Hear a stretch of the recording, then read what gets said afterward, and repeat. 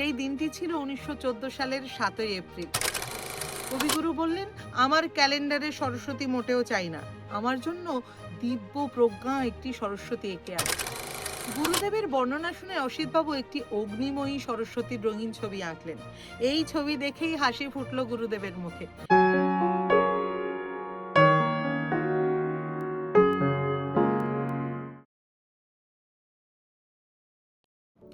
নমস্কার, আমি রিমি।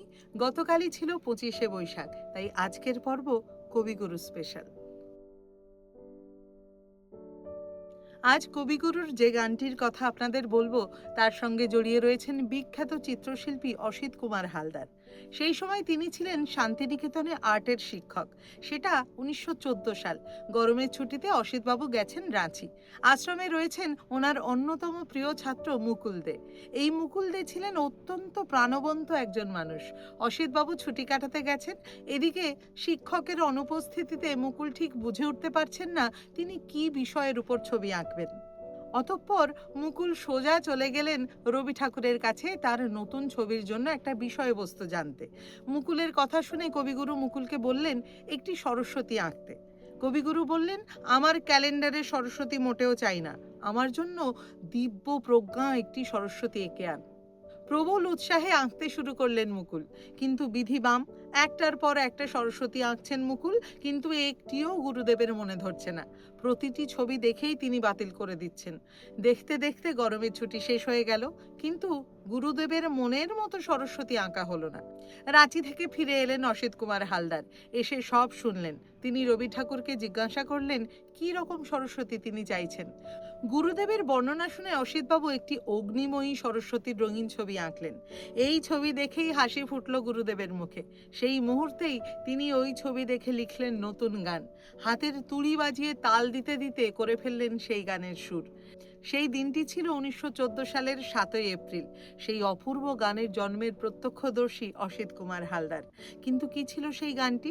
সেই গানটি ছিল, তুমি যে সুরের আগুনে লাগিয়ে দিলে মোর প্রাণে, এই আগুনে ছড়িয়ে গেল, এই আগুনে ছড়িয়ে গেল সবখানে, সবখানে, সবখানে।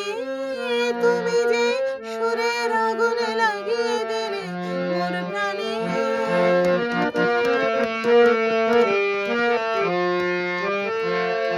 যত সব মরা গাছের ডালে ডালে নাচে আগুনে রে, নাচে আগুনে তালে তালে, আকাশে হাত তোলে সে কার পানে, কার পানে, কার পানে।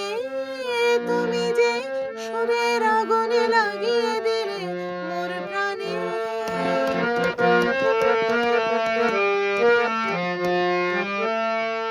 আধারের তারা যত অবাক হয়ে রয়েছে, কোথাকার পাগল হাওয়া বইছে। আধারের তারা যত অবাক হয়ে রয়েছে, কোথাকার পাগল হাওয়া বইছে। নিশীথের বুকের মাঝে এই যে অমল উঠল ফুটে রে, উঠল ফুটে স্বর্ণ কমল।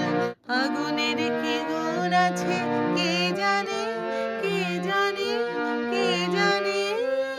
তুমি যে সুরের আগুনে লাগিয়ে দিলে মোর প্রাণে, এই আগুনে ছড়িয়ে গেল, এই আগুনে ছড়িয়ে গেল সবখানে, সবখানে, সবখানে। তুমি যে সুরের আগুনে লাগিয়ে দিলে মোর প্রাণে। আজকের ভিডিও এখানেই শেষ করছি। জীবন যদি কখনো শুকিয়ে যায় তাহলে প্রাণের ঠাকুরের করুণাধারা তো আছেই। ভালো থাকবেন সকলে, সুস্থ থাকবেন। আবার দেখা হচ্ছে পরবর্তী পর্বে নতুন কোনো কাহিনী নিয়ে।